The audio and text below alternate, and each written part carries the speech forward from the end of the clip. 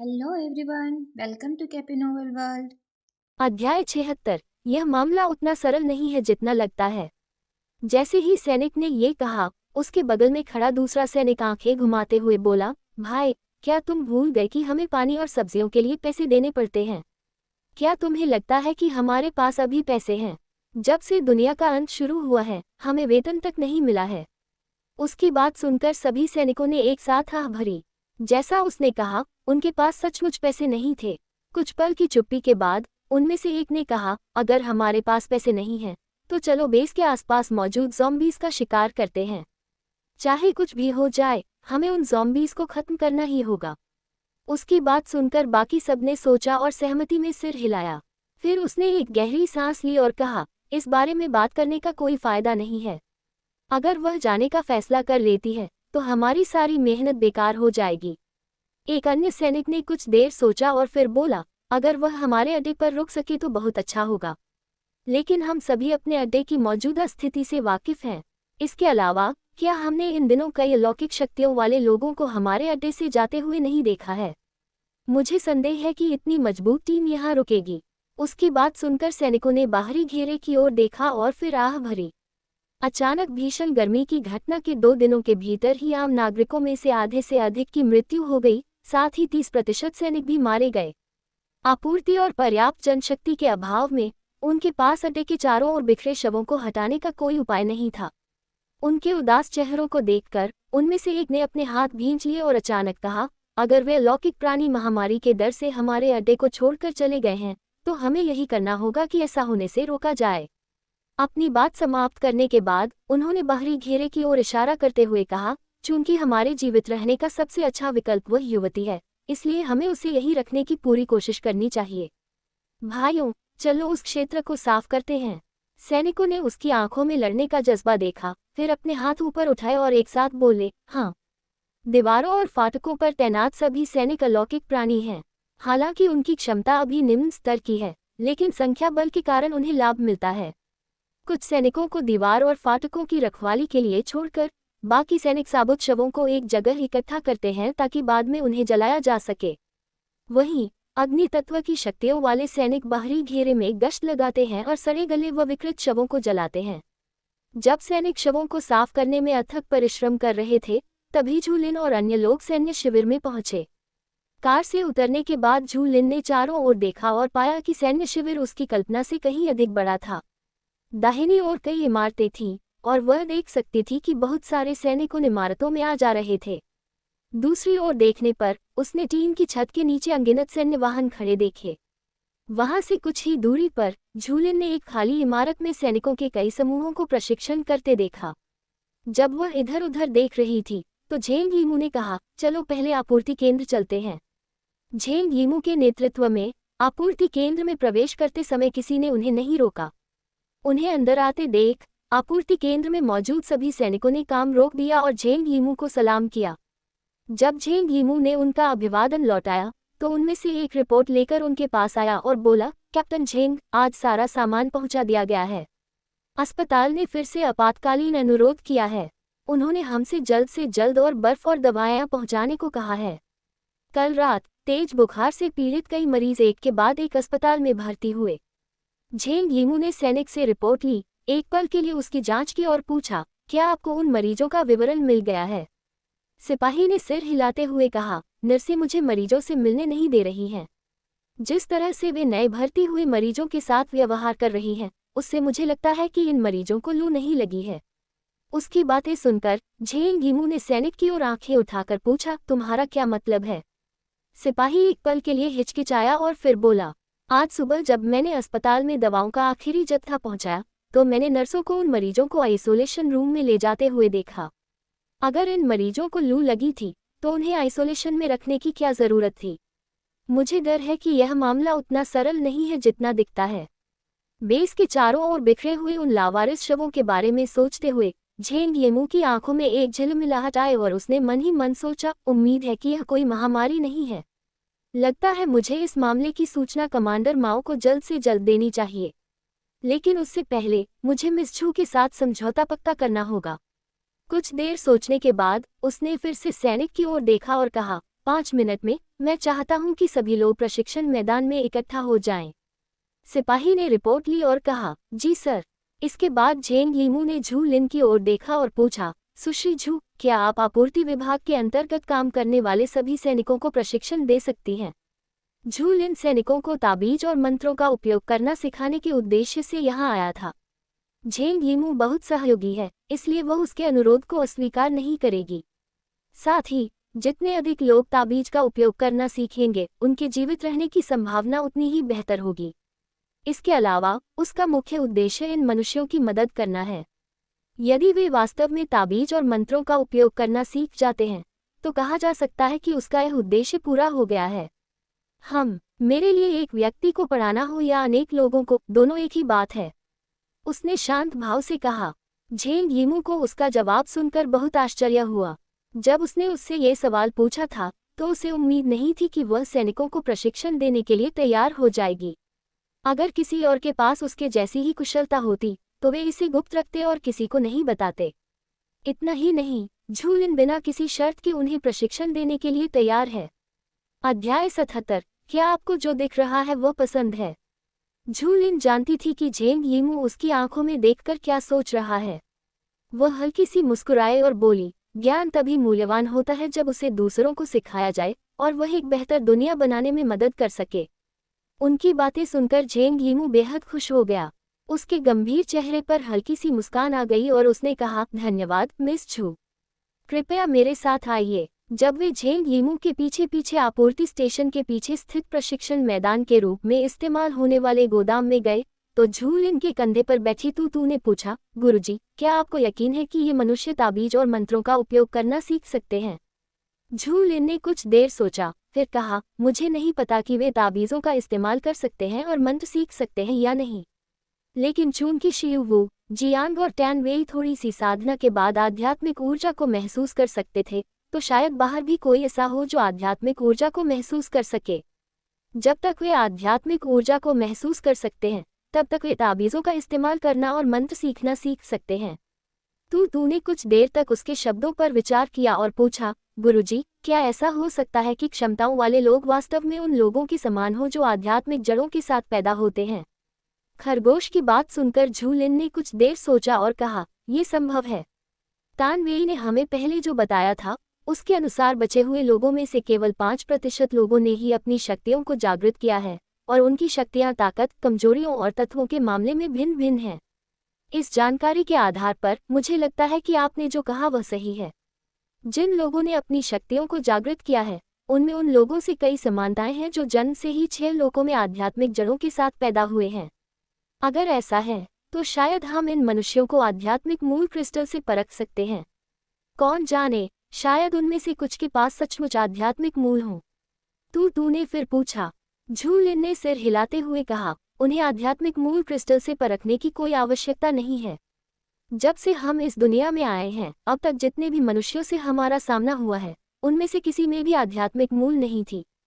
बोलने के बाद उसने अपने बगल में चल रहे शियू वू की ओर देखा और कहा, एकमात्र अपवाद शियू वू है, लेकिन उसके पास जो है वह आध्यात्मिक जड़ नहीं, बल्कि शैतानी सार है। झू लिन की निगाहें अपने ऊपर पड़ते देख शियू वू उसकी ओर मुड़ा। झू लिन को घूरते देख वह उसके करीब झुक गया और धीमी आवाज में पूछा, क्या तुम्हें ये पसंद आया? चाहो तो इसे छू भी सकती हो। उसका बेशर्मी भरा सवाल सुनकर झू लिन अवाक रह गई। शियू वू ने उसके अवाक चेहरे को देखकर मुस्कुरा दिया। कुछ ही क्षणों बाद तू ने कहा, गुरुजी, मुझे लगता है आप सही कह रहे हैं। वह अवश्य ही वह निर्लज शैतान देवता होगा। झू लिन के कुछ बोलने से पहले ही झेंग यीमू ने गोदाम का दरवाजा खोल दिया और कहा, कृपया अंदर आइए। गोदाम में कदम रखते ही झू लिन ने देखा कि वहां कई सैनिक कतार में खड़े थे। सैनिकों ने जैसे ही उसका चेहरा देखा, उनमें से अधिकांश अपने भावहीन चेहरे को संभाल नहीं पाए।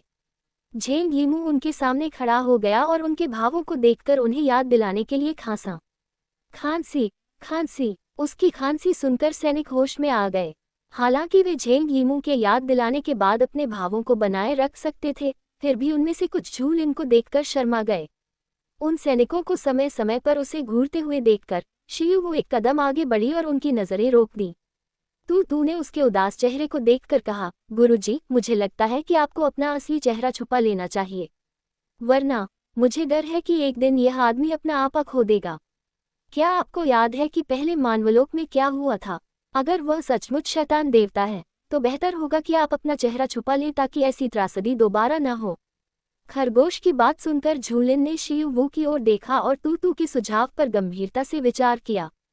इसका कारण यह नहीं था कि वह शिव वू को शैतान देवी समझती थी, बल्कि इसलिए कि मनुष्य जब भी उसे पहली बार देखते थे उसे घूरते रहते थे, जो उसके लिए वाकई बहुत परेशानी का सबब था। freewebnovel.com। जब झूलिन तू के सुझाव के बारे में सोच रही थी तो झेंग लीमू ने सैनिकों की ओर देखा और कहा, मैंने आप सभी को यहाँ इसलिए इकट्ठा किया है क्योंकि मैं चाहता हूँ कि आप मिस झू से कुछ सीखें।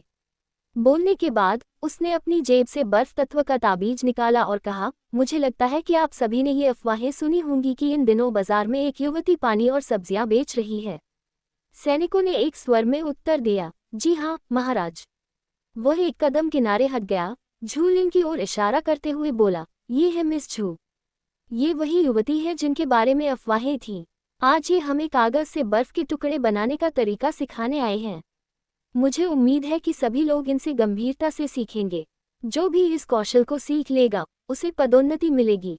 बोलने के बाद झेंग लीमू ने झूलिन की ओर मुड़कर विनम्रता से कहा, श्रीमती झू कृपया।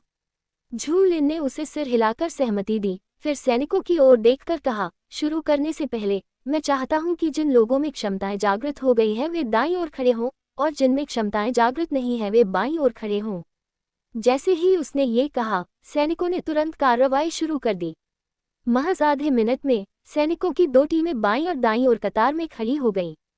झूलिन ने दाईं ओर सैनिकों की संख्या पर नजर डाली और सोचा, 200 से अधिक लोगों में से केवल 6 ही ऐसे हैं जिन्होंने अपनी क्षमताओं को जागृत किया है। ऐसा लगता है कि क्षमताओं वाले मनुष्यों की संख्या मेरे अनुमान से भी कम है।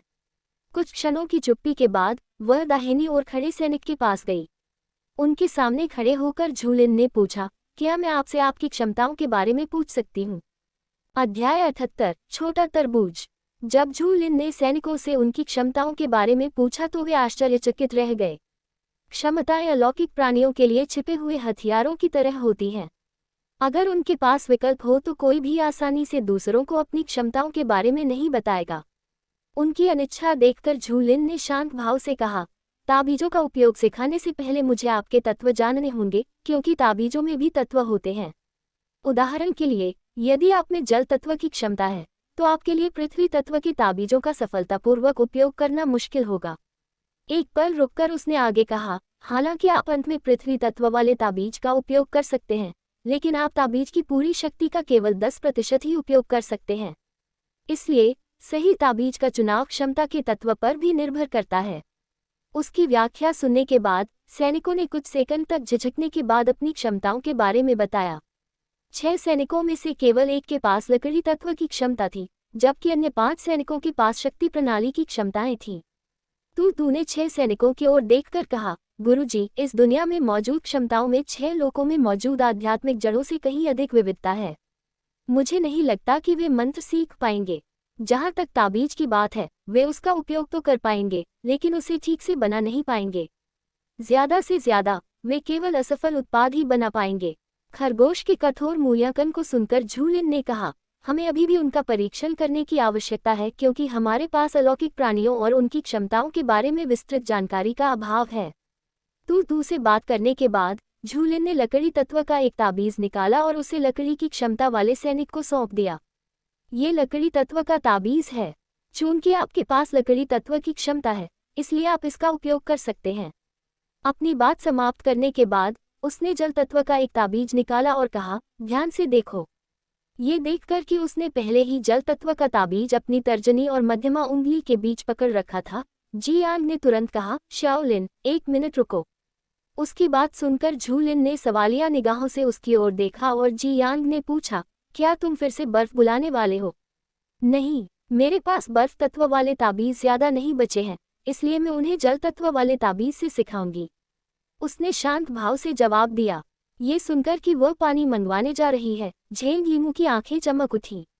उसने कई सैनिकों को आपूर्ति केंद्र से खाली बैरल लाने का इशारा किया, फिर झूलिन के पास जाकर बोला, सुश्री झू, अगर आप पानी मंगवाना चाहती हैं तो क्या हम आपसे खरीद सकते हैं? झू लिन ने जियान की ओर देखा और पाया कि वह झेंग यीमू को ध्यान से देख रहा है। ये सोचते हुए कि सैनिकों को जियान से ज्यादा पानी की जरूरत है, झू लिन ने झेंग यीमू की ओर देखकर सिर हिलाया। उसका जवाब मिलने के बाद झेंग यीमू बहुत खुश हुई और बोली, कृपया एक पल रुकिए, हम पानी रखने के लिए बैरल तैयार करेंगे। जब उसने उसे सिर हिलाकर सहमति दी तो झू लिन ने सैनिक की ओर मुड़कर पूछा, क्या आप अपने शरीर के भीतर ऊर्जा का संचार कर सकते हैं? सिपाही ने कुछ सेकंड सोचा और फिर कहा, मैं यह नहीं कर सकता, लेकिन मैं कोशिश कर सकता हूँ। इतना कहकर सैनिक ने अपनी आंखें बंद कर ली और अपने शरीर में ऊर्जा का संचार करने की कोशिश की। थोड़ी देर बाद उसके माथे पर पसीने की एक पतली परत दिखाई दी। झू लिन और तूतू ने देखा कि आध्यात्मिक ऊर्जा की पतली धारा उनके ऊपरी दंतियन से निकलकर धीरे धीरे नाड़ियों के साथ नीचे की ओर बह रही थी। अशुद्धियों के कारण उनकी नाड़ियों में रुकावट थी, इसलिए उन्हें एक चक्कर पूरा करने में काफी समय लग रहा था। जब आध्यात्मिक ऊर्जा की पतली सी धारा उसके ऊपरी दांत्यान में स्थित क्रिस्टल नाभिक में समाहित हो गई तो सिपाही ने अपनी आंखें खोलीं। उसकी सांसें थोड़ी अनियमित थीं, लेकिन वह पहले से अधिक मजबूत और कम प्यासा महसूस कर रहा था। अपने पहले प्रयास का परिणाम देखकर झू लिन ने सिर हिलाया और कहा, बुरा नहीं है। आप ताबीज को अपनी तर्जनी और मध्यमा उंगली से इस तरह पकड़ने की कोशिश करो और फिर ताबीज में अपनी ऊर्जा डालकर फॉर्मेशन को सक्रिय करो। सिपाही एक पल के लिए स्तब्ध रह गया, फिर हिचकिचाते हुए पूछा, मुझे कैसे पता चलेगा कि फॉर्मेशन सक्रिय हो गया है या नहीं? झू लिन ने एक पल सोचा और जवाब दिया, जब गठन सक्रिय हो जाएगा तो गठन रोशन हो जाएगा। उसका जवाब सुनकर सिपाही ने सिर हिलाया और गंभीरता से उसके निर्देशों का पालन किया। उसे फॉर्मेशन को सफलतापूर्वक सक्रिय करने में 2 मिनट से अधिक समय लगा। जैसे ही ताबीज चमकने लगा, खाली बैरल लेने गए सिपाही वापस आ गए। कैप्टन, हम 4 खाली बैरल वापस लाए हैं, एक सैनिक ने खाली बैरल को जमीन पर रखते हुए कहा। झेंग यीमू ने उन्हें सिर हिलाकर सहमति दी और वे बाईं और अन्य सैनिकों के साथ खड़े हो गए। ये देखकर कि ताबीज पूरी तरह से सक्रिय हो गया है, झू लिन ने कहा, चूंकि यह लकड़ी तत्व का ताबीज है, इसलिए आप कल्पना कर सकते हैं कि आप इस ताबीज से लकड़ी तत्व से संबंधित क्या आह्वान करना चाहते हैं। उसके बाद अपनी ऊर्जा को अपने ऊपरी दांत्यान के चारों ओर प्रवाहित करें और जो पहला शब्द आपके मन में आए उसे बोलें। सिपाही ने आंखें बंद करके सिर हिलाया। 10 सेकंड बाद उसने अचानक अपनी आंखें खोली और चिल्लाया, तरबूज। जैसे ही उसने बोलना समाप्त किया, ताबीज के सामने एक छोटा हरा आकार प्रकट हुआ। अगले ही पल उस छोटे हरे आकार से 10 सेंटीमीटर व्यास का एक तरबूज निकला। फिर अचानक लाल लपटों ने ताबीज को घेर लिया, जिससे ताबीज राख में बदल गया और वह आकार पल भर में गायब हो गया। धड़ाम! सभी चुपचाप देखते रहे जब छोटा तरबूज जमीन पर गिरा और फट गया। लाल तरबूज के गूदे को देखकर सभी जानते हैं कि यह एक पका हुआ तरबूज है, बस इसका आकार बहुत छोटा है। झेंग यीमू, मुझे ज्यादा उम्मीद नहीं रखनी चाहिए। सैनिक भाई, क्या तुम्हें ऐसे छोटे तरबूज को बुलाने में शर्म नहीं आती? झू लिन, मुझे कभी पता नहीं था कि लकड़ी के तत्व वाले ताबीज का इस्तेमाल इस तरह भी किया जा सकता है। शी वू, जी यान, टैन वेई, मैंने अपने जीवन में पहली बार इतना छोटा तरबूज देखा है। अध्याय 79, ताबीजों का उपयोग नहीं कर सकते। एक लंबे अजीब सन्नाटे के बाद सैनिक और अधिक देर तक खुद को रोक नहीं सका और हौंफते हुए जमीन पर गिर पड़ा। उसका पीला चेहरा और भीगे हुए कपड़े देखकर हर कोई समझ गया कि उसने अभी अभी अपनी सारी शक्ति खर्च कर दी है।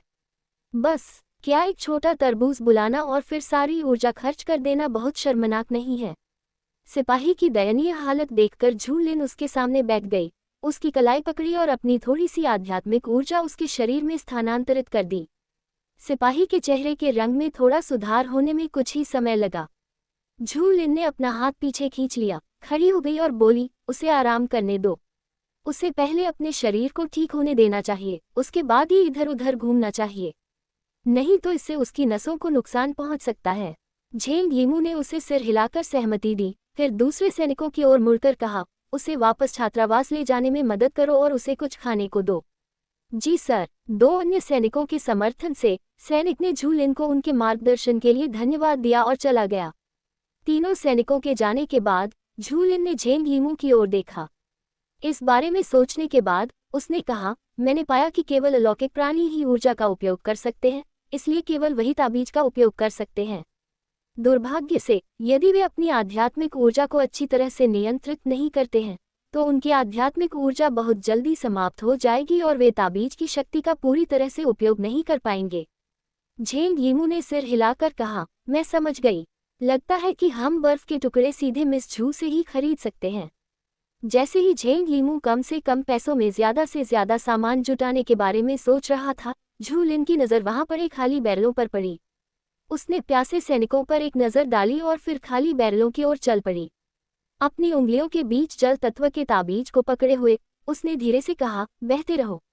अगले ही पल जल तत्व के ताबीज के सामने प्रकट हुई छोटी नीली आकृति से पानी तेजी से बाहर निकला। सामान्यतः वह ताबीज में अधिक आध्यात्मिक ऊर्जा नहीं डालती थी, इसलिए प्रत्येक जल तत्व का ताबीज लगभग 20 गैलन पानी ही उत्पन्न कर सकता था, जबकि उत्परिवर्तित जानवरों के रक्त से परिष्कृत जल तत्व का ताबीज 7 गैलन तक पानी उत्पन्न कर सकता था। लेकिन वहां 4 बड़े खाली बैरल देखकर झू लिन ने जल तत्व की ताबीज में आध्यात्मिक ऊर्जा का संचार किया ताकि चारों बड़े बैरल साफ पानी से भर जाने तक संरचना बनी रहे। जैसे ही सैनिकों ने पानी देखा, वे घबरा गए और पानी से अपनी निगाहें नहीं हटा पाए। उनकी निगाहें पानी पर टिकी देखकर झेंग यीमू ने कहा, प्रति व्यक्ति 2 लीटर पानी। उनकी बात सुनकर सैनिकों ने जयकार की और एक स्वर में कहा, धन्यवाद कप्तान।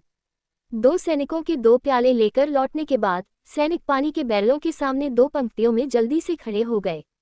जब सैनिकों ने पानी बांटा तो झेंग यीमू ने बर्फ तत्व का ताबीज झू लिन को लौटाते हुए कहा, मैं इस ताबीज का उपयोग नहीं कर सकता। मेरा गुण धातु है और मैं इस आकृति को भी रोशन नहीं कर सकता। झू लिन ने बर्फ तत्व का ताबीज वापस ले लिया और पूछा, क्या आपके पास बर्फ रखने की कोई जगह है? उन्होंने सिर हिलाया और कहा, हमारे पास कुछ ऐसे सैनिक हैं जो अंतरिक्ष प्रणाली की क्षमता को सक्रिय कर सकते हैं। वे अपने अंतरिक्ष में बर्फ जमा कर सकते हैं और उसे अस्पताल तक पहुंचा सकते हैं। अपनी बात समाप्त करने के बाद जियांग ने मुस्कुराते हुए उससे कहा, शाओलिन के बर्फ बनाने से पहले हमें ये जानना होगा कि कप्तान झेंग पानी और बर्फ खरीदने के लिए कितना खर्च करने को तैयार हैं। झेंग यीमू ने जियांग की ओर देखा, थोड़ी देर सोचा और फिर पूछा, क्या मिस झू को तीसरे दर्जे का क्रिस्टल नाभिक चाहिए? मुझे लगता है कि मैं उन वैज्ञानिकों से बातचीत कर सकता हूँ। जियांग ने कुछ सेकंड तक उसकी ओर देखा और कहा, जब तक कैप्टन झेंग का इरादा शाओलिन का फायदा उठाने का नहीं है, तब तक हर बात पर चर्चा की जा सकती है। उसकी आवाज में छिपी चेतावनी को भांपते हुए झेंग यीमू ने झू लिन के बगल में खड़े तीनों आदमियों की ओर देखा। जब उसकी नज़र शियू वू से मिली तो वह समझ गया कि यह आदमी खतरनाक है। फायदे और नुकसान पर विचार करने के बाद झेंग यीमू ने कहा, भाई जी, चिंता मत कीजिए। मैं इस मामले की सूचना कमांडर माओ को दूंगा और उनसे वैज्ञानिकों से बात करने का अनुरोध करूंगा। ये जानते हुए कि झेंग यीमू उसकी बात समझ गई है, जियांग मुस्कुराया और बोला, तो क्या हम अब शुरू करें? काफी देर हो चुकी है और हम रात के खाने के लिए जल्दी घर जाना चाहते हैं। झेंग यीमू ने सिर हिलाया, झू लिन की ओर देखा और कहा, सुशी झू, अंतरिक्ष प्रणाली की क्षमता वाले सैनिक गोदाम में हमारा इंतजार कर रहे हैं। कृपया मेरे साथ आइए। वे चारों झेंग यीमू के पीछे गोदाम तक गए और झू लिन ने बर्फ बनाना शुरू कर दिया। 2 घंटे बाद झेंग यीमू ने झू लिन पर एक नज़र डाली, फिर थके हुए सैनिकों को देखकर आह भरी। लगता है उसे अपनी क्षमता बढ़ाने का कोई तरीका ढूंढना होगा। वे सिर्फ बर्फ के टुकड़े जमा कर रहे थे, लेकिन वे बर्फ बनाने वाली झू लिन से भी ज्यादा थके हुए लग रहे थे। झू लिन ने देखा कि सैनिक अब बर्फ के टुकड़े जमा नहीं कर सकते, इसलिए उसने बर्फ तत्व वाले ताबीज में आध्यात्मिक ऊर्जा डालना बंद कर दिया। जैसे ही उसने आध्यात्मिक ऊर्जा बंद की, नीली ज्वाला से ताबीज जलकर राख हो गया। दीवार से टेक लगाकर खड़ी शियू वू ने उसे एक थकी हुई आह भरते हुए देखा। जल्दी से उसके पास गई और पूछा, क्या तुम ठीक हो शाओलिन? झू लिन ने सिर हिलाकर कहा, मैं थोड़ी थकी हुई हूँ, लेकिन आराम करने के बाद ठीक हो जाऊंगी। उसकी बात सुनकर जियांग ने झेंग यीमू की ओर देखा, हाथ बढ़ाते हुए कहा, कैप्टन झेंग, हम दूसरे रिंग एरिया में एक अपार्टमेंट में रहते हैं। जब आप भुगतान करने के लिए तैयार हों तो आप मुझसे संपर्क कर सकते हैं। हम आपके शुभ समाचार का इंतजार करेंगे। झेंग यीमू ने जियांग से हाथ मिलाते हुए कहा, क्रिस्टल नाभिक प्राप्त करने के बाद मैं जितनी जल्दी हो सके भाई जी से संपर्क करूंगा। झेंग यीमू से कुछ बातें करने के बाद वे सैन्य शिविर से निकल गए। जब वे सैन्य शिविर से बाहर आए तो शाम के 4 बज चुके थे। ये देखकर कि अब सुबह नहीं हुई है, उन्होंने आज वापस जाने का फैसला किया। अध्याय 80, शैतान भगवान को मारने का आपका क्या कारण है? सैन्य शिविर छोड़ने के बाद वे पहले टेनवे और जियान के अपार्टमेंट में तापमान नियंत्रण संरचना स्थापित करने गए और फिर शियुवू और झूलिन अपने अपार्टमेंट भवन में वापस चले गए। सीढ़ियां चढ़ते ही उनकी मुलाकात मेंगजेलान और वेन्ना से हुई, जो वहां आराम कर रही थी। उन दोनों को फिर से सीढ़ियों पर बैठे देखकर झूलिन ने अभिवादन के रूप में सिर हिलाया। झूलिन को देखकर मुस्कुराने के बाद वे उन्हें रास्ता देने के लिए पीछे हट गए। जैसे ही वेन्ना की नज़र झूलिन के बगल में चल रहे शियुवू पर पड़ी, उसकी आंखें चौड़ी हो गईं और उसने आश्चर्य से पूछा, क्या आप वही मशहूर कैप्टन शियू हैं? उसकी उत्साहित अभिव्यक्ति और चमकती आंखों को देखकर झूलिन ने एक पल के लिए उन दोनों को बारी बारी से देखा। कुछ सोचने के बाद उसने कहा, मैं पहले वापस जा रही हूँ। मेंगजेलान और वेन्ना को फिर से सिर हिलाकर झूलिन सीढ़ियों पर चढ़ गई। उसे सचमुच जाते देख शियुवू ने वेन्ना की बात अनसुनी कर उसके पीछे दौड़ लगाई। शाओलिन, मेरा इंतजार करो, चलो साथ चलते हैं, उसने उसके पास पहुंचते हुए कहा। झूलिन ने उसकी तरफ देखा और हैरानी से पूछा, क्या तुम दोनों एक दूसरे को नहीं जानते? तुमने उसे वहां क्यों छोड़ दिया? लगता है उसे तुमसे कुछ कहना है। क्या उसे ऐसे ही छोड़ देना तुम्हारे लिए ठीक है? उसे लगा कि वे परिचित हैं, इसलिए वह पहले चली गई ताकि वे आराम से बातचीत कर सकें। अप्रत्याशित रूप से शियुवू वेन्ना के साथ बातचीत करने के बजाय उसके पीछे चली गई। उसकी उलझन भरी नज़र देखकर शियुवू को राहत और निराशा दोनों महसूस हुई। राहत इसलिए कि उसने अन्य महिलाओं के साथ उसके संबंधों को गलत नहीं समझा, लेकिन निराशा इसलिए कि वह बिना किसी ईर्ष्या के शांति से चली गई। शियुवू को शक हुआ कि उसका पागलपन फिर से लौट आया है, इसलिए उसने अपना दिमाग साफ करने के लिए अपना सिर हिलाया और कहा, नहीं, मैं उसे बिल्कुल नहीं जानता। जब मेंगजेलान और वेन्ना को झूलिन और शियुवू की आवाज़ें सुनाई देना बंद हो गईं, तो दोनों ने आश्चर्य और उत्साह भरी नज़रों से एक दूसरे को देखा। वेन्ना ने ऊपर की ओर इशारा किया और बड़ी बड़ी आंखों से मेंगजेलान को देखा। ये जानते हुए कि उन दोनों के मन में एक ही विचार था, मेंगजेलान ने सिर हिलाया और कहा, सचमुच, केवल प्रसिद्ध कप्तान शियू ही मेरी बड़ी बहन के स्नेह के योग्य हैं। अपनी सबसे अच्छी दोस्त की बात सुनकर वेन्ना ने सहमति में सिर हिलाया। ये बहुत अच्छी बात है कि उसके आदर्श को इतनी खूबसूरत और मजबूत बड़ी बहन जैसी प्रेमिका मिली है। अगर उसे उन दिखावटी सफ़ेद कमल जैसी कमजोर प्रेमिका मिल जाती, तो वेन्ना तो पक्का टोफू से अपना सिर पीट कर आत्महत्या कर लेती।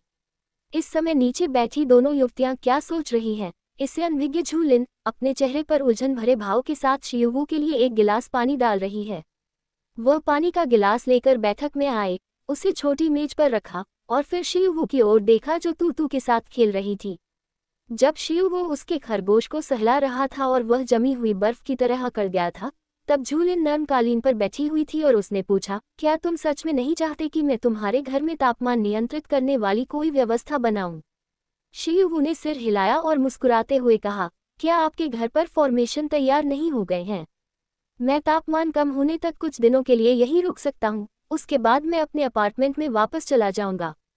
उसे परेशान चेहरे से देखते हुए देखकर शियुवू ने कुछ देर सोचा और तूतू को पुराने सोफे पर बिठा दिया। वह खड़ा हुआ, झूलिन की ओर माफी भरी मुस्कान के साथ देखा और बोला, मुझे माफ करना, मुझसे लापरवाही हो गई। मैं पहले वापस जाता हूँ, कल मिलते हैं, शियाओलिन। झूलिन कुछ बोल पाती, उससे पहले ही शियुवू जा चुका था। बंद दरवाजे को देखकर उसने संदेह से अपना गाल खुजाया, फिर तूतू की ओर मुड़कर पूछा, वह अचानक क्यों चला गया? जाने से पहले उसने पानी तक नहीं पिया। तूतू, जो पुराने सोफे पर लेटी हुई अपने छोटे से दिल को थपथपा रही थी, ने अपने मालिक की ओर देखा और कहा, मालिक, वह इसलिए चला गया क्योंकि उसने आपके परेशान चेहरे को देखा।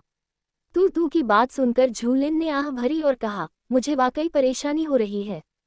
तूतू उठकर बैठ गई, उसकी ओर देखा और पूछा, मालिक, आपको क्या परेशानी है? कृपया मुझे बताएं, शायद मैं आपकी मदद कर सकूं। झूलिन ने बंद दरवाजे की ओर एक बार फिर देखा और कहा, ऐसा इसलिए है क्योंकि वह बिल्कुल शैतान देवता जैसा दिखता है। इसलिए, हालांकि मैं जानती हूँ कि वह एक अच्छा इंसान है, फिर भी कभी कभी मैं अपनी भावनाओं पर काबू नहीं रख पाती। इस परलोक में एक दोस्त पाकर मैं बहुत खुश हूँ, लेकिन मुझे ये भी डर है कि अगर वह सचमुच शैतान देवता है, तो एक दिन मुझे उसे मारना ही पड़ेगा। मुझे डर है कि जब वह समय आएगा, तो मैं ऐसा नहीं कर पाऊंगी। उसकी बात सुनकर तूतू ने अपना सिर थोड़ा झुकाया और संदेह से पूछा, मालिक, क्या आपको डर है कि आप उसे पसंद करने लगेंगे और उसे चोट पहुंचाने का मन नहीं करेगा? झूलिन एक पल के लिए हिचकिचाए और उसका चेहरा लाल हो गया, फिर उसने शर्माते हुए सिर हिलाया। उसके शर्म से लाल होते चेहरे को देखकर तूतू ने उलझन में पूछा, अगर वह सचमुच शैतान देवता है तो तुम्हें उसे मारने की क्या जरूरत है? क्या तुम्हारे पास शैतान देवता को मारने का कोई कारण है? जैसे ही तूतू ने ये वाक्य पूछा, झूलिन स्तब्ध रह गई। वह सोच में पड़कर भौहें सिकुड़ते हुए अनिश्चितता से बोली, सब कहते हैं कि मैं एक सच्ची देवी के रूप में शैतान देवता को मारने के लिए पैदा हुई हूँ। अगर शिव वो सचमुच शैतान देवता है तो मुझे ब्रह्मांड की शांति के लिए उसे मारना ही होगा। तुम शैतान देवता को क्यों मारना चाहते हो? तूतू ने फिर पूछा। झूलिन ने अपने खरगोश को देखा और बिना सोचे समझे जवाब दिया, शैतान देवता अराजकता की ऊर्जा से उत्पन्न हुआ है। जब तक वह जीवित है, नकारात्मक ऊर्जा दुनिया से दूर नहीं होगी। यदि ब्रह्मांड में नकारात्मकता बनी रहेगी तो सच्ची शांति नहीं होगी। अध्याय 81। एक बूढ़ी गाय नई घास चर रही है। झूलिन के जवाब पर विचार करते हुए तूतू चुप रहा। कुछ देर बाद तू ने कहा, मैंने सुना है कि शैतान देवता अमर है। अतीत में जब प्राचीन देवताओं ने अपनी शक्ति एकजुट की थी तब भी वे उसे मार नहीं पाए थे। अगर वह सचमुच मर भी जाए तो 10,000 वर्षों के बाद उसका पुनर्जन्म होगा। झूलिन ने सिर हिलाकर कहा, चूंकि वह अराजकता ऊर्जा से पैदा हुआ है, इसलिए जब तक ब्रह्मांड में नकारात्मक ऊर्जा मौजूद है उसकी शक्ति नष्ट नहीं होगी और वह अनंत रूप से पुनर्जीवित हो सकता है। तो फिर उसे मारने का क्या फायदा? मेरी राय में शैतान देवता समस्या की जड़ नहीं है। अगर आप सचमुच सच्ची शांति पाना चाहते हैं तो आपको बस ब्रह्मांड की नकारात्मक ऊर्जा को दूर करना होगा। तूने अपने शब्दों पर विचार करने के बाद कहा। झूलिन ने सिर हिलाते हुए कहा, यह असंभव है। प्रत्येक सजीव प्राणी 2 प्रकार की ऊर्जाओं के साथ जन्म लेता है, सकारात्मक ऊर्जा और नकारात्मक ऊर्जा। सकारात्मक ऊर्जा को समाप्त किए बिना नकारात्मक ऊर्जा से छुटकारा पाना संभव नहीं है। लेकिन यदि सजीव प्राणी इन दोनों ऊर्जाओं को खो देते हैं तो उनका अस्तित्व समाप्त हो जाएगा। तूने कुछ देर सोचा और फिर बोली, तो फिर शैतान देवता को मारने का क्या फायदा? वैसे भी जहां तक मुझे पता है, शैतान देवता ही एकमात्र प्राचीन देवता हैं जो बचे हैं। वे बहुत कम प्रकट होते हैं और ब्रह्मांड की व्यवस्था को कभी बिगाड़ते नहीं। प्राचीन देवताओं के बीच हुए पौराणिक युद्ध के बाद वे पहली बार तभी प्रकट हुए थे जब तुम्हारा जन्म हुआ था। झूलिन ने तू की ओर देखकर पूछा, तुम तो सिर्फ 3000 साल की हो। तुम उसके बारे में कितना जानती हो? तुम्हारी तो बात ही छोड़ो, मैं भी उसके बारे में ज्यादा नहीं जानती। खरगोश ने अपने रोएंदार पंजों से अपनी छाती थपथपाए और गर्व से कहा, स्वामी, हालांकि मैं अभी छोटा हूँ, लेकिन मैं पहले ही कई जगहों की यात्रा कर चुका हूँ। और मुझे ये सब स्वयं स्वर्ग के सम्राट ने बताया था। ये सुनकर कि उसके बड़े भाई ने ही तू को इस बारे में बताया था, झूलिन ने अपनी भौहें थोड़ी ऊपर उठाई और पूछा, मेरे बड़े भाई ने आपको इस बारे में क्यों बताया? तू ने सिर हिलाते हुए कहा, मुझे नहीं पता कि स्वर्ग सम्राट ने मुझे इसके बारे में क्यों बताया। एक दिन जब आप एकांतवास में थे, स्वर्ग सम्राट अचानक आपकी दिव्य गुफा में आए। उन्होंने मुझे बुलाया और अचानक मुझे ये कहानी सुनाई। उस समय वे परेशान दिख रहे थे और मैंने उनकी आंखों में अपराध बोध भी देखा। तू के जवाब से झूलिन हैरान रह गई और बोली, मुझे वह सब कुछ बताओ जो तुम जानती हो। मुझे आश्चर्य है कि मेरे बड़े भाई ने मुझे शैतान देवता के बारे में कभी कुछ क्यों नहीं बताया, सिवाय इसके कि मेरा जन्म उसे मारने के लिए हुआ था। अतीत को याद करते हुए तू ने कहा, स्वर्गीय सम्राट ने कहा था कि जिस दिन तुम्हारा जन्म हुआ था उसी दिन शैतान देवता अचानक दिव्य हिमझील में प्रकट हुए थे। क्योंकि तुम इस नाजुक दौर से गुजर रहे हो, इसलिए किसी ने भी कार्रवाई करने की हिम्मत नहीं की, इस डर से कि युद्ध का तुम पर असर पड़ेगा। जैसे ही तुम्हारी आत्मा दिव्य हिम झील के नीचे स्थित हिम फूल से बाहर निकली, शैतान देवता अचानक तुम्हारी आत्मा की ओर उड़े और तुम्हें अपने साथ ले जाना चाहते थे। फिर उसके बाद क्या हुआ? झूलिन ने उत्सुकता से पूछा। तूने कंधे उचकाते हुए कहा, उसके बाद शैतान देवता ने उन सभी देवताओं को बुरी तरह पीटा जिन्होंने उसे रोकने की हिम्मत की, जिनमें स्वर्ग सम्राट भी शामिल थे। सौभाग्य से जब वह तुम्हारी आत्मा को छूना चाहता था तो तुम्हारी आत्मा अचानक धुंधली पड़ गई और लगभग गायब हो गई। स्वर्ग सम्राट ने कहा, तभी शैतान देवता की आंखों में पहली बार भय दिखाई दिया। जब तक उसने मुझे ये कहानी नहीं सुनाई तब तक स्वर्ग सम्राट को विश्वास नहीं हो रहा था कि शैतान देवता में भी कुछ ऐसा है जिससे वह डरता है। झूलिन ने कुछ देर सोचा और पूछा, तो शैतान देवता ने मुझे जन्म के समय इसलिए नहीं अगवा किया क्योंकि वह मेरी आत्मा को छू नहीं सकता और उसे डर है कि कहीं मेरा अस्तित्व ही समाप्त न हो जाए। तूने सिर हिलाया और कहा, मुझे याद है कि स्वर्ग के सम्राट ने जाने से पहले कहा था कि शैतान देवता ने धमकी दी है कि अगर स्वर्ग के सम्राट ने तुम्हारे लिए विवाह तय करने की हिम्मत की तो शैतान देवता ब्रह्मांड को नष्ट कर देगा और फिर तुम्हें छीन लेगा। वह दावा करता है कि तुम उसकी पत्नी हो और जो कोई भी उसकी पत्नी पर बुरी नजर डालने की हिम्मत करेगा वह उसे नष्ट कर देगा। ये सुनकर झूलिन ने अपनी नाक दबाए और अविश्वास से बोली, वह बेशर्म आदमी। मुझे उम्मीद नहीं थी कि वह नवजात शिशु को अपनी पत्नी समझने की हिम्मत करेगा। सच में वह तो नई घास चरने वाली बूढ़ी गाय है। तूने अपने स्वामी के चेहरे के भाव देखे, उनकी बाह थपथपाए और कहा, स्वामी जी, यह आपके लिए कठिन है। इससे पहले जब भी वह आपसे मिलने आता था आप पर बहुत दबाव रहा होगा। खरगोश के स्वर में दया भाव सुनकर झूलिन ने आह भरी। कुछ क्षण मौन रहने के बाद उसने कहा, यदि तुमने जो कहा वह सच है तो मेरे पास उसे मारने का कोई कारण नहीं है। तूने सिर हिलाकर कहा, हाँ सही है। वैसे भी अगर शैतान देवता को सिर्फ अपनी पत्नी की ही परवाह थी और तुमने सचमुच बिना किसी कारण के उसकी हत्या कर दी तो क्या तुम खलनायक नहीं बन जाओगे और वो पीड़ित। ये सोचकर ही मेरी आंखों में आंसू आ जाते हैं कि जब उसे उसकी प्रेमिका ने मार डाला तो उसके चेहरे पर क्या भाव होंगे।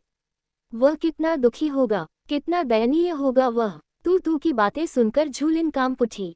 उसने खरगोश को घूरते हुए जल्दी से कहा, उसकी पत्नी कौन है? बकवास मत करो। तूने उसके नाखुश चेहरे को देखा, जल्दी से अपने पंखुड़ी जैसे मुंह को अपने पंजों से ढक लिया और कहा, माफ कीजिए स्वामी जी, मेरी गलती है। खरगोश की हरकतों को देखकर झूलिन ने खरगोश के गाल को चुटकी से दबाया और कहा, दोबारा नहीं। तूने जल्दी से सिर हिलाया और कहा, गुरुजी, चूंकि आपके पास शैतान देवता को मारने का कोई कारण नहीं है तो आपको चिंता करने का भी कोई कारण नहीं है ना? झूलिन ने खरगोश की बातों पर काफी देर तक सोचा, फिर हिचकिचाते हुए कहा, ऐसा लगता है। अध्याय 82, तुम मुझे मार रहे हो। तूने झूलिन की ओर गर्व भरी मुस्कान के साथ देखा और पूछा, गुरुजी, क्या मैं बहुत मददगार हूँ? झूलिन ने खरगोश के सिर को धीरे से सहलाते हुए मुस्कुराते हुए कहा, हाँ, तू बहुत समझदार है। धन्यवाद। तू अपनी मालकिन की प्रशंसा पाकर बहुत खुश हुई और उनकी बाहों में सिमट गई। मालकिन और खरगोश आपस में खुशी खुशी बातें कर रहे थे, वहीं शिव वो उदास था। वह बिस्तर पर बैठ गया, अपने हाथों से अपना चेहरा ढक लिया और एक लंबी गहरी आह भरी। शिव, तुम सचमुच बीमार हो। काफी देर की चुप्पी के बाद वह बिस्तर पर लेट गया और छत को घूरने लगा। झूलिन के साथ बिताए अपने बेशर्म और पागलपन भरे व्यवहार को याद करके शिव को अपनी मानसिक स्थिति पर संदेह होने लगा। 10 मिनट बाद उसने फ्राउनिंग करते हुए बुदबुदाया, ये ठीक नहीं है। मुझे उससे एक निश्चित दूरी बनाए रखनी होगी, नहीं तो मैं सचमुच पागल हो जाऊंगा। निर्णय लेने के बाद वह बिस्तर से उठा और बर्फीले रेशम का लबादा ओढ़ लिया। जैसे ही उसने दरवाजा खोला वो वहीं जम गया। उसके सामने खड़ी झूलिन, जो दरवाजा खटखटाने के लिए हाथ उठाए खड़ी थी, ने उसे बर्फीले रेशम का लबादा पहने देखा और पूछा, क्या आप बाहर जा रहे हैं? जैसे ही शिवू ने झूलिन को देखा उसके मन में फिर से वही चिड़चिड़ी और अजीब सी आवाज गूंज उठी। उसने थोड़ा सा माथा सिकोड़ा और अपनी मानसिक शक्ति से उस चिड़चिड़ी आवाज को दूर भगाने की कोशिश की। शिवू ने उस आवाज को सुना जिसमें कहा गया था कि वह झूलिन से कितना प्यार करता है और गुस्से से चिल्लाया, मेरे दिमाग से निकल जाओ। उसे घूरते हुए और भौहें चढ़ाते हुए देखकर झूलिन ने अपना सिर थोड़ा झुकाया और कहा, अगर आप व्यस्त हैं तो मैं बाद में आ जाऊंगी। चूंकि वह उससे माफी मांगने ही आई थी, इसलिए बोलने के बाद वह मुड़कर अपने अपार्टमेंट की ओर वापस चली गई। उसके पीछे शिव अपने मन में उठ रही आवाज को दबाने की कोशिश कर रहा था। लिन, वापस आओ, कृपया मेरी तरफ देखो, मुझे छोड़कर मत जाओ। रहस्यमय आवाज बेताब होकर विनती कर रही थी। शिव ने अपनी भौहों के बीचों बीच दबाकर पूछा, तुम कौन हो? तुम मेरे दिमाग में क्यों हो?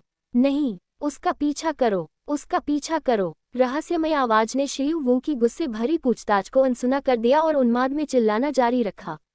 जब शिव ने ऊपर देखा और झूलिन को अपने अपार्टमेंट का दरवाजा खोलकर अंदर आते हुए पाया तो वह अपना आपा खो बैठा। सबसे कीमती चीज को खोने का एहसास उस पर सुनामी की तरह उमड़ पड़ा, जिसने उसे मजबूर कर दिया कि वह आगे बढ़कर झूलिन का हाथ पकड़ ले, इससे पहले कि वह खुद को रोक पाता। झूलिन को अचानक किसी ने उसका हाथ पकड़ लिया, जिससे वह चौंक गई। जब उसने पीछे मुड़कर देखा तो शिव उसे घूर रहा था और उसकी आंखों में पागलपन झलक रहा था। वे आंखें इतनी जानी पहचानी थी कि वह सिहर उठी और सहज ही एक कदम पीछे हट गई। उसकी हल्की सी हलचल देखकर शिवू के मन में उठी आवाज ने रोते हुए हताशा से पूछा, क्यों? तुम मुझसे इतनी नफरत क्यों करती हो? लिन एर, मैं तुम्हारे लिए अपनी जान तक दे दूंगा। क्यों? क्या तुम मुझे जरा भी पसंद नहीं करती? एक समय था जब तुम मुझसे इतना प्यार करती थी और मेरे लिए मरने को भी तैयार थी। अब तुम मुझसे नफरत क्यों करती हो? क्या अब तुम किसी और से प्यार करती हो? वो कौन है? मैं उसे मार डालूंगा। सिर में तेज दर्द महसूस करते हुए शिवू ने दर्द से कराहते हुए अपना सिर पकड़ लिया। वह लड़खड़ाकर कुछ कदम पीछे हट गया और दीवार से टिक गया। झूलिन उसकी अचानक कमजोरी देखकर हैरान रह गई और जल्दी से उसके पास जाकर उसे गिरने से पहले सहारा दिया। शिवू, क्या तुम ठीक हो? तुम्हें क्या हुआ है? उसने उसकी बाईं कलाई पकड़ते हुए और उसके निचले दांतियान में आध्यात्मिक ऊर्जा की एक धारा भेजते हुए पूछा। जैसे ही उसकी आध्यात्मिक ऊर्जा शिवू की नसों में समाई, किसी चीज ने उसे पीछे धकेल दिया। झूलिन अचंभित रह गई और उसने दोबारा कोशिश की, लेकिन जितनी बार उसने कोशिश की, शिवू का सिर दर्द उतना ही बढ़ता गया। कई असफल प्रयासों के बाद शिवू दर्द सहन नहीं कर सका। उसने उसका हाथ पकड़ा, उसे धक्का देकर दूर कर दिया, फिर दांत पीसते हुए बोला, तुम बस करो, तुम मुझे मार रही हो। जैसे ही ये शब्द उसके मुंह से निकले, उसके मन में एक रहस्यमयी आवाज ने हिंसक ढंग से चिल्लाते हुए कहा, तुम्हारी हिम्मत कैसे हुई? मेरी लिन र को धक्का देने की तुम्हारी हिम्मत कैसे हुई? उस अजीब सी आवाज से बात करने में आलस महसूस करते हुए शिवू ने दीवार का सहारा लिया और अपने अपार्टमेंट का दरवाजा खोलने की कोशिश की। उसके पीछे झूलिन और तूतू ने एक दूसरे को हैरानी भरी निगाहों से देखा। ये देखकर कि शिवू काफी देर तक दरवाजा नहीं खोल पा रहा था, झूलिन उसे सहारा देने के लिए आगे बढ़ी और बोली, मेरे घर आ जाओ। तुम्हारी हालत में मैं तुम्हें अकेला नहीं छोड़ सकती।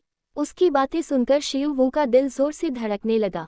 वह मना करना चाहता था, लेकिन उसके बोलते ही रहस्यमयी आवाज अचानक गायब हो गई और उसका सिरदर्द काफी हद तक कम हो गया। झूलिन के समर्थन से शिवू के पास उसके साथ उसके अपार्टमेंट तक जाने के अलावा कोई विकल्प नहीं था। अपने अपार्टमेंट में प्रवेश करते ही सिरदर्द धीरे धीरे गायब हो गया।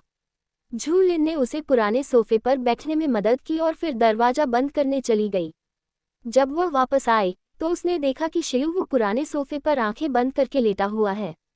उसे पसीने से तरबतर और चेहरा पीला देखकर झूलिन ने बर्फ के फूल वाले पेंडेंट से तौलिया निकालकर उसका पसीना पोंछा।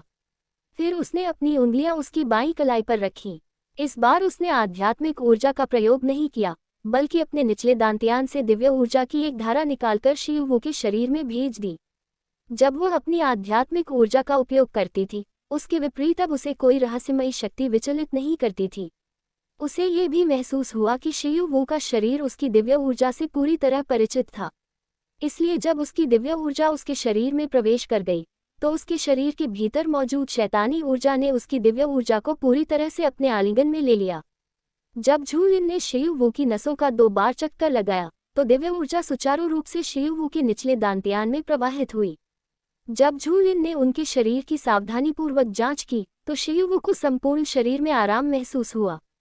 की शर्तें। अध्याय 83। क्या तुम अब मुझसे प्यार नहीं करते?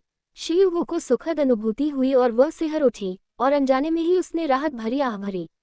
हम झूलिन और तूतू उसकी अस्पष्ट आवाज सुनकर चौंक गए।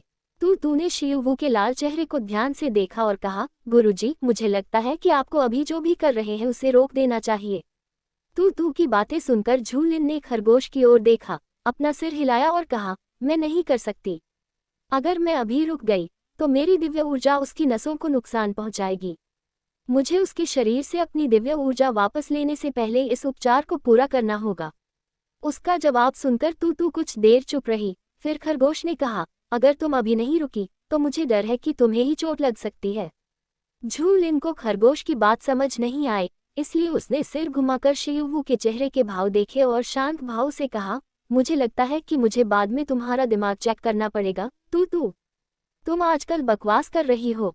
अपने स्वामी के शब्दों को सुनकर तूतू अवाक रह गया। खरगोश एक पल के लिए चुप रहा, फिर संदेह से पूछा, स्वामी, क्या आप कह रहे हैं कि मेरा दिमाग खराब हो गया है? झूलिन कुछ सेकंड तक चुप रहने के बाद गंभीरता से बोली, मैंने कुछ नहीं कहा, तुमने कहा। उसकी बातें सुनकर तूतू ने अपनी लाल आंखें चौड़ी कर ली और अविश्वास से बोली, स्वामी, आप ऐसा कैसे कह सकते हैं? क्या आप अब मुझसे प्यार नहीं करते? जब तू झूलिन के प्यार का बखान कर रही थी, तभी झूलिन ने शियुवू के शरीर से अपनी दिव्य ऊर्जा वापस ले ली थी। उसने अपना सिर उठाया और शियुवू की आंखों में देखा। शियुवू ने उसकी निर्मल आंखों में देखा और तुरंत शर्म से भर गया। जब उसने अचेतन रूप से वह अस्पष्ट ध्वनि निकाली, तो वास्तव में वह झूलिन के साथ कुछ अकल्पनीय करने की अपनी ही इच्छा से लड़ रहा था। जैसे ही झूलिन की दिव्य ऊर्जा उसके शरीर में समा गई, उसके मन में स्मृति के कुछ अंश उभर आए। उन स्मृतियों में उसने झूलिन के साथ कई ऐसे निर्लज काम किए थे जिन्हें करने की हिम्मत वह स्वयं नहीं कर सकता था। उसी समय रहस्यमयी आवाज बहुत उत्तेजित हो गई और झूलिन के प्रति अपने पुराने कृत्य के बारे में बताने लगी। शियुवू ने अपने दांत पीसकर अचानक उत्पन्न हुई यौन उत्तेजना को रोकने की कोशिश की, लेकिन वे शर्मनाक यादें उसके मन में बार बार घूमने लगी, जब तक कि झूलिन ने अपनी दिव्य ऊर्जा वापस नहीं ले ली। झूलिन की आंखों में सीधे देखने की हिम्मत न करते हुए शियुवू सीधा खड़ा हुआ, अपनी शर्मिंदगी छिपाने के लिए खांसा और बोला, ओह, आपको परेशान करने के लिए क्षमा करें और आपकी मदद के लिए धन्यवाद। मुझे अभी और काम करना है, इसलिए मैं अब चलता हूँ। इतना कहकर वह झट से उठ खड़ा हुआ और दरवाजे की ओर चल दिया। उसे भागते हुए देखकर झूलिन ने थोड़ा भौहें चढ़ाकर पूछा, शियुवू, अभी अभी तुम्हारे साथ क्या हुआ? हालांकि उसने ये सवाल पूछा, लेकिन झूलिन वास्तव में जानती थी कि उसके निचले दांतियान में शैतानी ऊर्जा इस समय उग्र रूप से प्रवाहित हो रही थी। लेकिन उसे यह नहीं पता था कि शैतानी ऊर्जा इस समय बेकाबू क्यों हो गई। यदि शियुवू वास्तव में शैतान देवता है, तो ऐसी स्थिति जिसमें शैतानी ऊर्जा को नियंत्रित नहीं किया जा सकता, असंभव है। लेकिन यदि वह शैतान देवता नहीं है, तो उसके पास शैतानी शक्ति का वह मूल तत्व कैसे हो सकता है जो केवल शैतान देवताओं के पास ही होता है? जब झूलिन जवाब ढूंढ रही थी, तभी शियुवू का वह हाथ जो दरवाजे का हैंडल पकड़े हुए था, जम गया। उसने अपनी नजरें नीचे कर ली और सोचने लगा, क्या मुझे उसे सब कुछ बता देना चाहिए? लेकिन अगर मैंने ऐसा किया, तो क्या वह मुझे पागल नहीं समझेगी? हालांकि शियुवू हमेशा कहता था कि वह झूलिन से दूरी बनाए रखना चाहता है, लेकिन जब वह झूलिन को घृणा भरी नजरों से उसे देखते हुए और उससे दूर रहने की पूरी कोशिश करते हुए सोचता था, तो शियुवू को अपने दिल में असहनीय दर्द महसूस होता था। उसने अपने हाथ कसकर भींच लिए, क्योंकि वह जानता था कि अगर ऐसा सच में हुआ तो वह सचमुच पागल हो सकता है। जैसे ही वह सोच रहा था कि क्या करे, रहस्यमयी आवाज फिर से सुनाई दी, उसे मत बताना, वह मुझसे नफरत करती है और हमेशा मुझे जान से मारना चाहती है। अगर तुमने उसे बताया, तो मैं उसे फिर से खो दूंगी। शियुवू उसकी आवाज में उदासी साफ महसूस कर सकता था। उसकी आंखें एक पल के लिए झपकी और उसने थोड़ा सा माथा सिकुड़ा। अब उसे सिर में नहीं, बल्कि दिल में चोट लगी थी। उसने दांत पीसते हुए पूछा, क्या तुम मेरे दिमाग से निकल सकते हो? तुम कौन हो? तुम अचानक मेरे दिमाग में क्यों आ गए? पहले तो शियुवू को लगा कि अचानक उसका व्यक्तित्व दो भागों में बंट गया है, लेकिन बाद में उसे एहसास हुआ कि यह व्यक्तित्व का विभाजन नहीं, बल्कि उसके शरीर में एक और आत्मा निवास कर रही है। हालांकि उसे इस बात पर यकीन नहीं हो रहा था, लेकिन झूलिन के साथ समय बिताने के बाद वह ये नहीं कह सकता था कि ऐसा होना असंभव है। ऐसा इसलिए क्योंकि झूलिन ने उसे कई असंभव और अतार्किक बातें दिखाईं, जिससे उसके तीनों दृष्टिकोण बदल गए। कुछ देर की खामोशी के बाद रहस्यमयी आवाज फिर आए और शांत स्वर में बोली, तुमने सचमुच मुझे अवाक कर दिया। कुछ ही पुनर्जन्मों के बाद मैं मूर्ख क्यों बन गया? शियुवू के कुछ बोलने से पहले ही रहस्यमयी आवाज ने कहा, मैं तुम हूँ और तुम मैं हो। उसकी बात सुनकर शियुवू का दिल बैठ गया। उसने सिर हिलाते हुए अधीरता से कहा, झूठे, मैं तुम्हारे बारे में कुछ नहीं जानता, मेरे दिमाग से निकल जाओ। रहस्यमयी आवाज ने खिलखिलाकर हंसते हुए कहा, मैं देखना चाहता हूँ कि तुम बाद में लौटने पर क्या करोगे। ये कहने के बाद शियुवू को लगा कि वह रहस्यमयी आवाज उसके दिमाग से गायब हो गई है, लेकिन अगले ही पल वापस आकर बोली, ओह, वैसे लिन प्र के साथ फिर कभी ऐसा व्यवहार मत करना। इसका खामियाजा तुम्हें भुगतना पड़ेगा, क्योंकि मैं तो बस चेतना का एक अंश हूँ जिसे तुमने खुद को याद दिलाने के लिए पीछे छोड़ दिया है। याद रखना, ऐसी गलतियां मत दोहराना। इस बार रहस्यमयी आवाज सचमुच गायब हो गई। झूलिन ने शियुवू के जवाब का लंबे समय तक इंतजार किया, लेकिन वह बस वहीं खड़ा रहा, हिलता डुलता नहीं। उसने अपने खरगोश से पूछे बिना नहीं रह सकी, तू क्या तुम्हें पता है कि उसके साथ क्या हुआ? तू अभी भी झूलिन द्वारा उसके बारे में कही गई बातों से रूठी हुई थी, और उसने उसे अपना पिछवाड़ा भी दिखाया। अध्याय 84। क्या आप उससे बेइंतहा प्यार नहीं करते? तू की प्यारी सी छोटी सी पीठ को अपनी ओर करके देखकर झूलिन ने कुछ देर सोचा, फिर अपने थैले से एक बड़ी गाजर निकाली और बोली, मुझे माफ करना, नाराज मत होना। ये लो, ये तुम्हारे लिए है। खरगोश ने पीछे मुड़कर देखा तो उसके हाथ में एक बड़ी गाजर थी। तूने अपने गाल फुलाए, पलटकर उसके हाथ से गाजर ले ली और बोली, मालिक, यह मत सोचिए कि मुझे एक गाजर देने से मैं आपको माफ कर दूंगी। झूलिन ने धीरे से हंसते हुए 6 से अधिक बड़ी गाजरें निकाली और पूछा, क्या ये गाजरें मुझे माफ करने के लिए काफी हैं? छोटी मेज पर रखी बड़ी बड़ी गाजरें देखकर तू की आंखें चमक उठी। उसने सिर हिलाकर उदारतापूर्वक कहा, स्वामी, आपको क्षमा कर दिया गया है। झूलिन ने सिर हिलाया और टूटू की ओर मुस्कुराते हुए कहा, मुझे क्षमा करने के लिए धन्यवाद। खरगोश एक बड़ी गाजर को कुतरने लगा और पूछा, तुमने अभी क्या पूछा था? झूलिन ने शिवू की ओर इशारा करते हुए कहा, वह काफी देर तक बिना हिले डुले वहीं खड़ा रहा। क्या आपको लगता है कि वह ठीक है? उसका सवाल सुनकर तू ने अपनी लाल आंखें घुमाई और कहा, मालिक, मैं उसके पेट में पलने वाला कीड़ा नहीं हूँ। मुझे कैसे पता चलेगा कि वह ठीक है या नहीं? अगर आप जानना चाहते हैं तो सीधे उससे पूछ लीजिए। खरगोश की बात पर सोचते हुए झूलिन ने सिर हिलाया, फिर खड़ी होकर शिवू की ओर चल पड़ी। उसके कदमों की आहट सुनकर शिवू ने अपना सिर घुमाया और शांत भाव से कहा, मैं ठीक हूँ। अभी मदद करने के लिए धन्यवाद। मुझे अभी कुछ काम है, इसलिए मैं पहले वापस जाता हूँ। झूलिन ने उसकी ओर देखा और पाया कि उसका चेहरा अब पीला नहीं था, इसलिए उसने सिर हिलाकर कहा, अगर आपको किसी चीज की जरूरत हो तो मुझे फोन कर देना। शिवू ने सिर हिलाया और झूलिन के अपार्टमेंट से जल्दी से निकल गई। उसने देखा कि झूलिन ने अपना हुड पहना और तेजी से सीढ़ियों से नीचे उतर गया, मानो वह किसी चीज से भाग रहा हो। उसने उलझन में अपना गाल खुजाया, सिर हिलाया, फिर वापस अंदर चली गई और दरवाजा बंद कर लिया। अपार्टमेंट बिल्डिंग से बाहर निकलते ही शिवू ने गहरी सांस ली और 20वीं मंजिल की ओर देखा। झूलिन के अपार्टमेंट में बत्ती जलती देखकर उसे फिर से उससे मिलने जाने की इच्छा हुई। उसने मन ही मन को कोसते हुए सिर हिलाया, शिवू, कृपया खुद पर काबू रखो। तुम पहले ऐसे नहीं थे। याद रखो, तुम भावनाओं से रहित पैदा हुए थे। फिर भी तुम्हें शियाओलिन से पहली नज़र में प्यार कैसे हो गया? ये सब दिखावा है। हाँ, ये सब तुम्हारे दिमाग में चल रही उस पागल आवाज की वजह से है। मन को शांत करने के बाद वह तेजी से जियांग और टैनवेई के अपार्टमेंट की ओर बढ़ा, जो उसके अपने अपार्टमेंट से ज्यादा दूर नहीं था। 10 मिनट बाद शिवू उनके अपार्टमेंट के दरवाजे के सामने खड़ा हुआ और दस्तक दी। लोगों को उसे घूरते हुए देखकर उसने अपना चेहरा ढकने के लिए हुड को और नीचे खींच लिया। Knock knock knock. तानवेई जमीन पर लेटा हुआ था और हाथ के पंखे से खुद को हवा कर रहा था। तभी उसने दरवाजे पर दस्तक सुनी। हिलने डुलने में आलस के मारे उसने रसोई की ओर चिल्लाकर कहा, लाओ यांग, कोई दरवाजे पर दस्तक दे रहा है।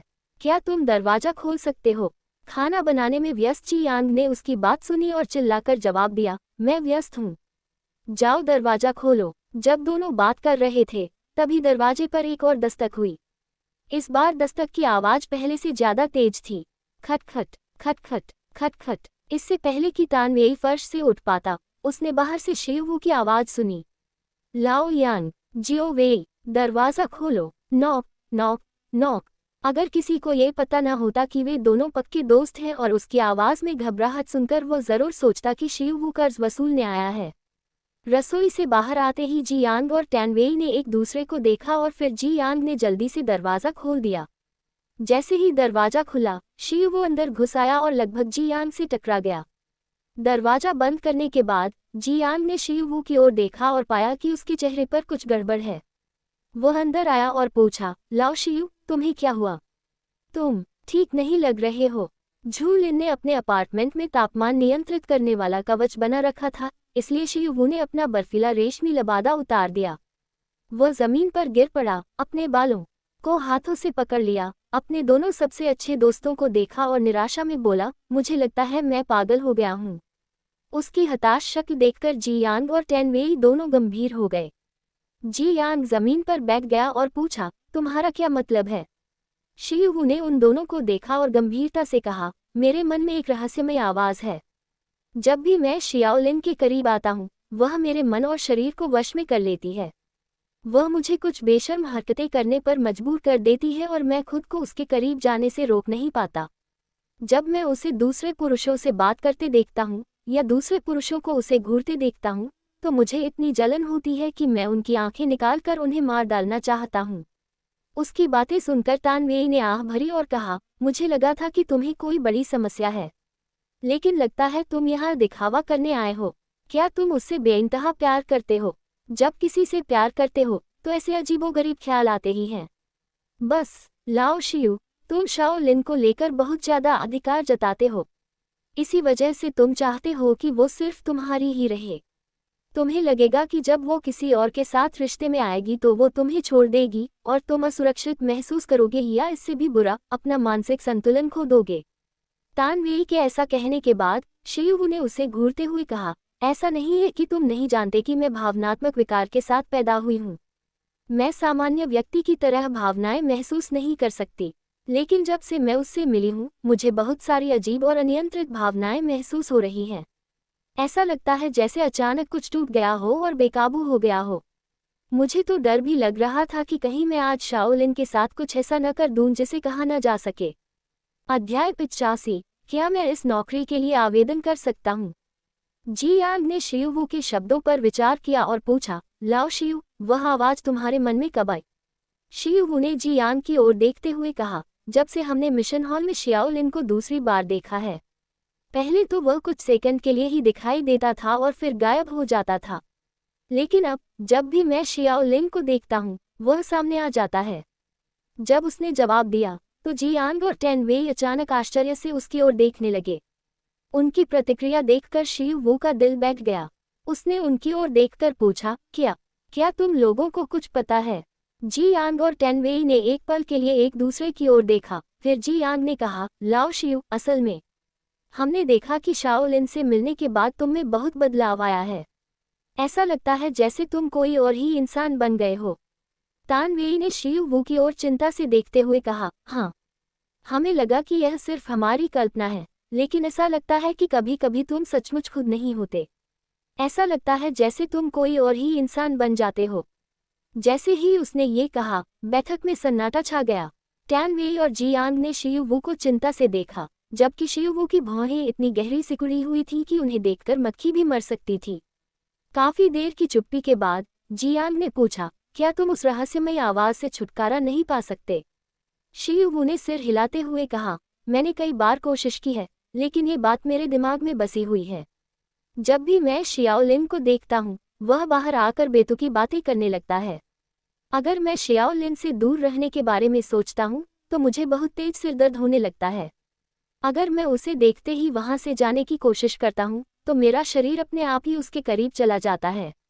जी यांग ने उसकी बात सुनी और पूछा, तो ये सब तभी होता है जब तुम शाओलिन के साथ होते हो? जी यांग का सवाल सुनकर शियू एक पल के लिए स्तब्ध रह गया। जी यांग ने उसकी प्रतिक्रिया देखी और फिर पूछा, जब वह आसपास नहीं होती तो क्या तुम भी ऐसे काम करते हो जो तुम्हारे नियंत्रण से बाहर होते हैं? शियू एक पल के लिए हिचकिचाया, दांत पीसकर आंखें बंद कर ली और कबूल किया, जब भी मैं सोता हूँ मुझे उसके बारे में वसंत के सपने आते हैं। शियू का चेहरा शांत रहने की कोशिश करते हुए भी लाल हो गया। ये देखकर जी यांग और टेनवेई दोनों अवाक रह गए। जी यांग, क्या तुम किंडरगार्टन की छात्रा हो? वसंत के सपनों के बारे में बात करने पर तुम इतनी शर्म से क्यों लाल हो जाती हो? तानवेई, लाओ शियू, मुझे उम्मीद नहीं थी कि तुम इतनी गहराई से खुद को छुपाओगे। तुम्हारे दिमाग में सचमुच एक विशाल पीली मिट्टी का मैदान है। मैं हैरान हूँ। लंबे और असहज मौन के बाद जी यांग ने खांसकर चुप्पी तोड़ी। उसने शियू की ओर देखा और पूछा, तुम्हारे कार्यों को नियंत्रित करने के अलावा क्या वह रहस्यमय आवाज कुछ और भी करती है? शियू का चेहरा गुस्से से लाल हो गया और उसने कहा, वह बहुत शोर मचाता है और बहुत बातें करता है। जी यांग ने अपनी भौहें ऊपर उठाते हुए उत्सुकता से पूछा, ऐसा क्या कहा जिससे तुम इतने गुस्से में देख रहे हो? शियू ने उसकी तरफ देखा, सोचा और उन्हें न बताने का फैसला किया। टैनवेई ने अपनी थोड़ी को छूते हुए पूछा, क्या ऐसा हो सकता है कि उस रहस्यमय आवाज ने जो कहा वह भी कोई शर्मनाक बात हो जिसे तुम हमें बताने की हिम्मत नहीं कर रहे हो? ये शब्द सुनते ही जी यांग की आंखें चमक उठीं। वह शियू के करीब आया, मुस्कुराया और शरारती अंदाज में पूछा, क्या ये वाकई शर्मनाक बात है? शियू ने अपना चेहरा दूसरी ओर मोड़ लिया और कहा, नहीं। उसके चेहरे के भाव देखकर, जिससे लग रहा था कि वह उन्हें बताने के बजाय मरना पसंद करेगा, जी यांग ने जीभ चटकाते हुए पूछा, अगर यह शर्मनाक बात नहीं है तो आप हमें क्यों नहीं बता सकते कि उस रहस्यमय आवाज ने क्या कहा? अगर आप हमें बताना ही नहीं चाहते तो हम इस समस्या को सुलझाने में आपकी मदद कैसे कर सकते हैं? तान वेई ने सिर हिलाकर कहा, हाँ लाओ शियू, बस हमें बता दीजिए ताकि हम आपकी मदद कर सकें। उनकी लगातार दबाव में आकर शियू वू ने दांत पीसते हुए कहा, उस रहस्यमय आवाज ने दावा किया कि शियाओलिन मेरी पत्नी है, इसलिए मुझे हर हाल में उसे वापस लाना होगा। वह जब भी मुझे उससे मिलता है, उसके साथ जो करना चाहता है, उसके बारे में भी बातें करता है। उसकी बातें सुनकर जी यांग और टैन वेई दोनों ने शियू वू को दया भरी नजरों से देखा। टैन वेई ने उसके कंधे पर हाथ रखकर सहमति में सिर हिलाया और कहा, भाई तुमने बहुत कष्ट सहा है, इसीलिए तो तुम्हें हर बार सोते समय कामुक सपने आते हैं। ऐसा इसलिए है क्योंकि तुम दिन भर अश्लील कहानियां सुनते रहे हो। जब तक तुम एक स्वस्थ वयस्क पुरुष हो तब तक तुम्हारी यही प्रतिक्रिया होगी। तान वेई की बातें सुनकर शियू वू का चेहरा उतर आया, जबकि जियांग अपनी हंसी नहीं रोक पाई। उस रात तीनों ने शियू वू के दिमाग में गूंज रही रहस्यमयी आवाज से छुटकारा पाने का उपाय ढूंढने में पूरी रात बिताई। दुर्भाग्यवश वे कुछ भी करने में असमर्थ रहे। अगले दिन जब झेंग यीमू जियांग से मिलने गया तो वही देखकर आश्चर्यचकित रह गया कि पांडा की तरह आंखों के नीचे काले घेरे वाले 3 सुंदर पुरुष उसे घूर रहे थे। ताजगी भरे और आकर्षक दिखने वाले झेंग यीमू को देखकर जियांग ने पूछा, कैप्टन झेंग आज यहाँ क्यों आए हैं? क्या भुगतान तैयार है? जियांग का सवाल सुनकर झेंग यीमू होश में आया। उसने थके हारे दिख रहे शियू वू और टैन वेई से नजरें हटाकर जियांग की ओर देखा, जिसकी आंखें लाल थीं। आखिर इन तीनों ने ऐसा क्या किया कि ये ऐसे दिखने लगे? क्या इनका सामना किसी दुर्जय प्रतिद्वंद्वी से हुआ, या फिर ये चौथे दर्जे के पहले जोबी या उत्परिवर्ती से लड़ रहे थे? हालांकि झेंग यीमू का दिमाग तेजी से चल रहा था, लेकिन उसके चेहरे पर कोई भाव नहीं दिखा। उसने शांत भाव से जियांग की ओर देखा और कहा, प्रयोगशाला से तीसरे दर्जे का क्रिस्टल नाभिक प्राप्त करने में हमें अभी कुछ दिन और लगेंगे। तो फिर कैप्टन झेंग यहाँ क्यों आए हैं? जियांग ने दोबारा पूछा। उनकी अधीरता देखकर झेंग यीमू ने अपनी बात रोककर कहा, मैंने सुना है कि कप्तान शियू को एक लोहार की जरूरत है और कवच व हथियार बनाने के लिए उन्हें बहुत अच्छी तनख्वाह दी जाएगी। इसलिए मैं आज यहाँ ये पूछने आया हूँ कि क्या मैं इस नौकरी के लिए आवेदन कर सकता हूँ? मेरी स्टोरी सुनने के लिए आप सभी का धन्यवाद। अगर मेरी स्टोरी पसंद आती है तो मेरे चैनल को सब्सक्राइब करें।